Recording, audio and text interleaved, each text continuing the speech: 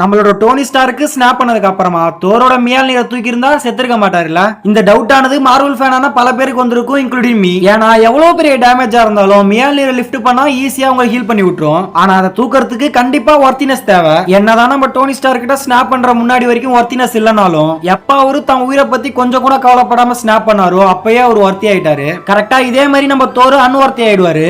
எப்போ தான் உயிரை பத்தி கவலைப்படாம சாக்ரிஃபைஸ் பண்ணுவாரோ அப்பயே மியால்னிரை ஒரு கைக்கு வந்திருக்கும். அது எப்படி மியால்னிரை அவர் தேடி வந்து அப்படின்னு கேட்டீங்கன்னா, அவர் ஸ்டார்டிங்ல இடத்துக்கு வந்தப்ப மியால்னிரை லிஃப்ட் பண்றதுக்கு ரொம்பவே ட்ரை பண்ணுவாரு. அப்போ மியால்னிர்ல அவர் கைப்பற்றிருக்கும். ஆனா அயன்மேன் எந்த இடத்துலயும் மியால்னிரை தொட்டிருக்க மாட்டாரு. அவர் தொட்ட மியால்னிரையும் எல்லாம் சலி சலியான்னு ஒருக்கி இருந்திருப்பாங்க.